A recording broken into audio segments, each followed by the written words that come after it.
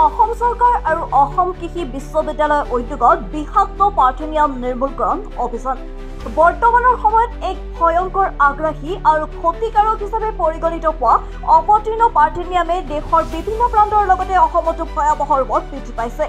ই অতি কম সময়ৰ ভিতৰতে বীজ উৎপাদন কৰি বিভিন্ন অঞ্চললৈ প্ৰসাৰিত হ'বলৈ ধৰিছে, যাৰ ফলত বিভিন্ন ৰাস্তা-ঘাট, ৰেলপথ, খেলপথাৰ, মুকলি ঠাই, ঔদ্যোগিক অঞ্চল, গুদামৰ কাষৰীয়া অঞ্চলত ভয়ংকৰভাৱে বিস্তাৰিত হৈছে। সেয়েহে জনজীৱনত বিৰূপ প্ৰভাৱ পেলোৱা এই অপতৃণবিধ ধ্বংস কৰাৰ উদ্দেশ্যেৰে অসম চৰকাৰ আৰু যোৰহাটৰ অসম কৃষি বিশ্ববিদ্যালয়ৰ যৌথ উদ্যোগত যোৱা 23 জুনৰ পৰা 4 দিনীয়াকৈ পাৰ্থেনিয়াম নিৰ্মূলকৰণ অভিযান চলোৱা হয়। ইয়াৰ অংশ হিচাপে অসম কৃষি বিশ্ববিদ্যালয়ৰ অন্তৰ্গত শিলঙনিৰ মাণ্ডলিক গৱেষণা কেন্দ্ৰৰ তত্বাৱধানত নগাঁও জিলাৰ উৰিয়া গাঁৱৰ পৰা ডিমৌ, ৰহা, আতিগাঁও, আমচৈগেট, নেলি আদি অঞ্চলৰ ৰাইজৰ মাজত বিষাক্ত পাৰ্থেনিয়ামৰ সজাগতা সৃষ্টিৰে বৃহস্পতিবাৰে নেলি দুৰ্গা মণ্ডপত এখন সজাগতা সভা অনুষ্ঠিত কৰা হয়। ঠিক সেইদৰে উদ্যান শস্য গৱেষণা কেন্দ্ৰ কাহিকুছিৰ তত্বাৱধানতো কামৰূপ গ্ৰাম্য জিলা, কামৰূপ মহানগৰ জিলাৰ আমিনগাঁও, চাংচাৰী, পাইকানা, মদনপুৰ, খেত্ৰী, সোনাপুৰ, ডিমৰীয়া, মেধিকুছি, তেতেলীয়া আদি অঞ্চলত সজাগতা চলাই একেদৰে নেলি দুৰ্গা মণ্ডপতে সমন্বিত সজাগতা সভা অনুষ্ঠিত কৰা হয়।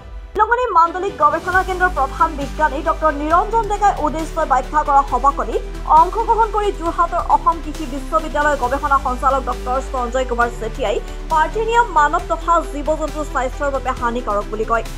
মাণ্ডলিক গৱেষণা কেন্দ্ৰ শিলঙনিৰ মুখ্য বিজ্ঞানী ডক্টৰ হিৰণ্য কুমাৰ বৰাই আদৰণি ভাষণ প্ৰদান কৰা সভাত মৰিগাঁও জিলাৰ অতিৰিক্ত আয়ুক্ত অনুসূয়া শৰ্মা আৰু অসম কৃষি বিশ্ববিদ্যালয়ৰ শস্য বিজ্ঞান বিভাগৰ মুৰব্বী অধ্যাপক ডক্টৰ কল্যাণ পাঠকেও ভাষণ প্ৰদান কৰি চৌদিশে চালি ধৰা পাৰ্থেনিয়ামৰ বিৰুদ্ধে ৰাইজক সজাগ হ'বলৈ আহ্বান জনায়। মহাবিদ্যালয়ৰ বিজ্ঞান গুৰু ডক্টৰ প্ৰদীপ চন্দ্ৰ ভূঞা, নেলিখলা ৰজা ৰাম সিং দেওৰজা, মৰিগাঁও জিলা কৃষি বিষয়া অশোক কুমাৰ শৰ্মা, কামৰূপৰ কৃষি বিজ্ঞান কেন্দ্ৰৰ মুৰব্বী ডক্টৰ সোণবইনা ভূঞাকে প্ৰমুখ্য কৰি কৃষি বিজ্ঞান কেন্দ্ৰৰ বিশেষজ্ঞ, মাণ্ডলিক গৱেষণা কেন্দ্ৰৰ বিজ্ঞানী, কৃষি বিভাগৰ বিষয়া, কৰ্মচাৰী, কৃষক, স্থানীয় ৰাইজৰ উপস্থিতিত অনুষ্ঠিত গাম্ভীৰ্যপূৰ্ণ সভাখনিৰ শেষত উদ্যান শস্য গৱেষণা কেন্দ্ৰ কাহিকুছিৰ মুখ্য বিজ্ঞানী ডক্টৰ প্ৰদীপ মহন্তৰ শলাগৰ শৰাই আগবঢ়ায়।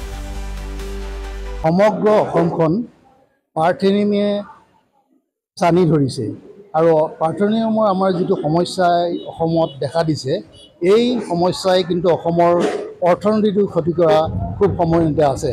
সেয়েহে অসম কৃষি বিশ্ববিদ্যালয়ৰ উপাচাৰ্য ডক্টৰ বিদ্যুৎ চন্দ্ৰন ডেকা মহোদয়ে এখন পত্ৰ অসম চৰকাৰলৈ প্ৰেৰণ কৰিছিলে আৰু অসম চৰকাৰে তাৰপিছত নিৰ্দেশ দিছিলে যে আমি যৌথভাৱে এই যিটো পাৰ্থেনিয়াম আছে নিৰ্মূলকৰণৰ বাবে ব্যৱস্থা গ্ৰহণ কৰিব লাগে। আৰু সেয়েহে অসমৰ বিভিন্ন স্থানত এনেকুৱা ধৰণৰ নিৰ্মূল কৰাৰ কাৰণে অভিযান আৰম্ভ হৈছে। কিন্তু আমি দেখিলোঁ যে আমি যিটো 4 লেন আছে নগাঁৱৰ পৰা গুৱাহাটীলৈ, যদি আমি এই অঞ্চলত আমি কিছুমান সজাগতা সভা আয়োজন কৰিব পাৰোঁ, তেতিয়া অসমৰ ৰাইজক অৱগত কৰিবলৈ কাৰণে সুবিধা হ'ব। আৰু এই ক্ষেত্ৰত নিশ্চয় আমাৰ প্ৰেছ আৰু মিডিয়াৰ আমাৰ যিটো ভূমিকা, নিশ্চয় ভূমিকা যথেষ্ট আছে। আমি সজাগ কৰিব লাগিব ৰাইজক, আৰু সজাগ কৰি যদি আমি আগবাঢ়ি যাওঁ, আমি সমগ্ৰ বিভাগ আৰু সমগ্ৰ অসমৰ নাগৰিকে একগোট হৈ যদি আমি এই পাৰ্থেনিয়াম নিৰ্মূল কৰিব আঁচনি লওঁ, তেতিয়া কিন্তু আমি সক্ষম হ'ম। নহ'লে কিন্তু আমাক বিভিন্ন ধৰণৰ ৰোগ হ'ব পাৰে বা অৰ্থনীতিত বিভিন্ন ধৰণে ক্ষতি কৰিব পাৰে, বহু ধৰণৰ সমস্যাই দেখা দিব পাৰে।